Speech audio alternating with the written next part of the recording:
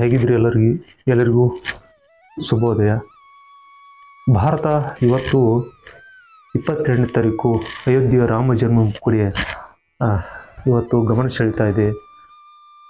ಕೋಟಿ ಜನರ ಒಂದು ಜಯಘೋಷ ಆ ಕಡೆನೇ ಕೇಳಿಸ್ತಾ ಇದೆ. ಅಯೋಧ್ಯ ರಾಮ ಮಂದಿರದಲ್ಲಿ ಪ್ರಾಣ ಪ್ರತಿಷ್ಠೆ ಆಗ್ತಾ ಇದೆ. ಹೀಗಾಗಿ ಭಾರತ ಅಷ್ಟೇ ಅಲ್ಲ, ಇಡೀ ಪ್ರಪಂಚದ ಎಲ್ಲ ರಾಷ್ಟ್ರಗಳು, ದೊಡ್ಡ ದೊಡ್ಡ ಮಹಾನ್ ತತ್ವಜ್ಞಾನಿಗಳು, ಎಲ್ಲ ಜನರು ಭಾರತ ಕಡೆ ನೋಡ್ತಾ ಇದೆ. ಭಾರತ ದೇಶದಲ್ಲಿ ಏನಾಗ್ತಾ ಇದೆ, ಆಧ್ಯಾತ್ಮಿಕವಾಗಿ ಮತ್ತೆ ನೆಲೆ ನಿಲ್ಲಲಿಕ್ಕೆ ಶುರು ಮಾಡ್ತಾ ಅನ್ನೋದು ತಲೆಯಲ್ಲಿ ಓಡ್ತಾ ಇದೆ. ಹೀಗಾಗಿ ಯಾರು ಈ ಭಾರತದ ಸಂಸ್ಕೃತಿನ ತುಳಿಲಿಕ್ಕೆ ನಿಂತಿದ್ದರು ಅವತ್ತಿವತ್ತು ನಿಂತ್ಕೊಂಡು ನೋಡಲಿಕ್ಕೆ ಕಾತರಾಗಿದ್ದಾರೆ. ಹಲವಾರು ಗ್ರಂಥಗಳನ್ನು ಸುಟ್ಟರು, ಭಾರತದ ಆಧ್ಯಾತ್ಮಿಕವನ್ನು ತುಳಿಬೇಕು ಅನ್ನುವಂಥ ಎಲ್ಲ ರಾಷ್ಟ್ರಗಳು ಇವತ್ತು ನೋಡ್ತಾ ಇದ್ದಾರೆ. ಅದು ಖುಷಿ ಆಗುತ್ತೆ ನನಗೆ. ಭಾರತದಂತರೂ ನಾವು ಹೆಮ್ಮೆ ಪಡ್ತಿದ್ದೀವಿ. ರಾಮ ಜನ್ಮಭೂಮಿ ಅಯೋಧ್ಯೆಯಲ್ಲಿ ಮತ್ತೆ ಆಧ್ಯಾತ್ಮಿಕವಾಗಿ ರಾಮನ ಒಂದು ಪ್ರಾಣ ಪ್ರತಿಷ್ಠೆಯಿಂದ ಮತ್ತೆ ಆಧ್ಯಾತ್ಮಿಕವಾಗಿ ಎದ್ದು ನಿಂದಿರಲಿಕ್ಕೆ ಸಜ್ಜಾಗಿ ನಿಂತಿದೆ. ಇಡೀ ಭಾರತ ಅಷ್ಟೇ ಅಲ್ಲ, ಅದರಲ್ಲಿ ಪ್ರತಿಯೊಬ್ಬ ಪ್ರಜೆನೂ ಇವತ್ತು ನಿಂತ್ಕೊಂಡಿದ್ದಾನೆ. ಹೀಗಾಗಿ ಇಂಥ ಸಮಯದಲ್ಲಿ ಆ ಉತ್ಸಾಹ, ರಾಮ ಅಂದರೆ ಒಂದು ಉತ್ಸಾಹ, ಏನೋ ಒಂದು ಚೈತನ್ಯ. ಆ ರಾಮ ಆ ಜಪದಲ್ಲೂ ಏನೋ ಇದೆ, ಅದು ಗೊತ್ತಿಲ್ಲ, ಇನ್ನೂ ಗೊತ್ತಾಗ್ತಿಲ್ಲ. ಹಲವಾರು ಸಂತರು ಶರಣರೆಲ್ಲ ರಾಮನಾಮ ಜಪ ಮಾಡಿದರು, ಮರ್ಯಾದೆ ಪುರುಷೋತ್ತಮನ ಆರಾಧನೆ ಮಾಡಿದರು, ಹನುಮಾನನ ಆರಾಧನೆ ಮಾಡಿದರು. ಹೀಗಾಗಿ ಪ್ರತಿಯೊಬ್ಬರೆಲ್ಲ ಒಂದಿಲ್ಲ ಒಂದು ರೀತಿಯಿಂದ ಮರ್ಯಾದೆ ಪುರುಷೋತ್ತಮ ಶ್ರೀರಾಮಚಂದ್ರ, ಹನುಮಾನ, ಬಜರಂಗ ಬಲಿ ಅಂಥೇಳಿ ಆರಾಧನೆ ಮಾಡುತ್ತಾ ರಾಮನಲ್ಲಿ ಅವನಲ್ಲಿರುವಂಥ ಗುಣಗಳನ್ನು ಅಳವಡಿಸ್ಕೋತಾ ಇದ್ದಾರೆ. ರಾಮಾಯಣ ಅಂದರೆ ಏನೋ ಒಂದು ಶಕ್ತಿ, ಮಹಾಭಾರತ ಅಂದರೆ ಕೃಷ್ಣ.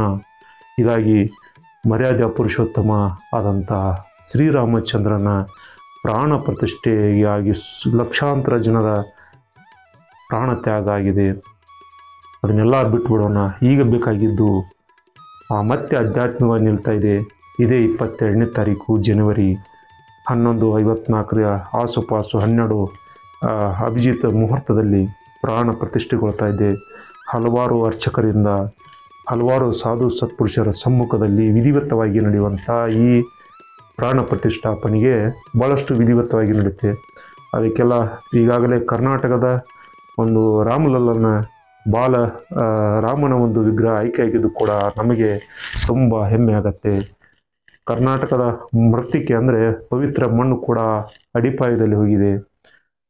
ಎಲ್ಲಿ ರಾಮನು ನೆಲೆಸಿ ಹೋಗಿದ್ದನು, 14 ವರ್ಷ ವನವಾಸದಲ್ಲಿ ಇಡೀ ಕ್ಷೇತ್ರಗಳೆಲ್ಲ ಪಾವನ ಮಾಡಿದಂಥ ಈ ಭಾರತ ದೇಶ, ಜಾರ್ಖಂಡದ ಮಧುಬನ್ ಅಂತ ಕರಿತೀವಿ, ಅಂದರೆ ಜೈನರ ಪವಿತ್ರ ಕ್ಷೇತ್ರ, 20 ತೀರ್ಥಂಕರೆಲ್ಲ ಮೋಕ್ಷ ಹೋದಂಥ ಸಮ್ಮೇದಗಿರಿಯಿಂದ ಮೃತ್ತಿಕೆಗೂ ಕೂಡ ಹೋಗಿದೆ. ಹೀಗಾಗಿ ಎಲ್ಲರ ಆರಾಧ್ಯ ದೈವ ಶ್ರೀರಾಮಚಂದ್ರ ಪುರುಷೋತ್ತಮನ ಪ್ರಾಣ ಪ್ರತಿಷ್ಠೆ ಆಗುತ್ತಾ ಇದೆ. ಇಂಥ ಅವಸರದಲ್ಲಿ ಎಲ್ಲರಿಗೂ ಖುಷಿನೇ. ಆ ಖುಷಿಯಲ್ಲಿ ಕೆಲವೊಂದು ಜನ ಆ ಥರ ಆಗುತ್ತಾ ಇದೆ. ಇಲ್ಲಿ ನಾಗಗಳು ಕಾಣ್ತಾ ಇವೆ, ಇಲ್ಲಿ ಪುಷ್ಪಕ ವಿಮಾನ ಬಂತು, ಜಟಾಯು ಬಂದು ಇಳಿದ, ಶಬರಿ ಬಂದು. ನಾವು ಪೂರ ಪ್ರತ್ಯಕ್ಷದರ್ಶಿನೂ ಅಲ್ಲ, ಕಣ್ಣಾರೆ ಕಂಡವರು ಅಲ್ಲ. ಹೀಗಾಗಿ ಮೂಢನಂಬಿಕೆಗಳನ್ನು ಅಥವಾ ಯಾವುದನ್ನು ಬಿತ್ತಲಿಕ್ಕೆ ಹೋಗಬೇಡಿ. ನಿಜವಾದ ವಿಷಯಗಳನ್ನು ಯಾರೋ ಪ್ರತ್ಯಕ್ಷದರ್ಶಿ ನೋಡಿದವರು ಹೇಳಿಲ್ಲ, ನಾವು ಕಂಡಿಲ್ಲ. ಹೀಗಾಗಿ ಇರಲಿ, ಭಕ್ತಿ ಭಾವ ಪರವಶದಲ್ಲಿ ಏನೋ ಹೇಳ್ಬೇಕಂತೇಳಿ ಹೋಗ್ತಾ ಇರ್ತೀವಿ, ಏನೇನೋ ಆಗಬಾರ್ದು. ಯಾಕಂದರೆ ಪವಾಡಗಳು ನಡೆಯುವಂಥ ಕ್ಷೇತ್ರವೇ ಈ ಪವಿತ್ರ ಭೂಮಿ ಭಾರತ. ಹೀಗಾಗಿ ನಡೆದ್ರು ನಡಿಬೋದು, ಇಲ್ಲನ್ನಲ್ಲ. ಅದು ಅಯೋಧ್ಯ ರಾಮ ಮಂದಿರ. ಅಯೋಧ್ಯೆ ಅಲ್ಲಿ ಕೇವಲ ರಾಮನು ಮಾತ್ರ ಜನ್ಮ ತಾಳಿಲ್ಲ, ಜೈನ ಧರ್ಮದಲ್ಲಿರುವಂಥ 5 ತೀರ್ಥಂಕರೆಲ್ಲ ಜನ್ಮ ತಾಳಿದ್ರು.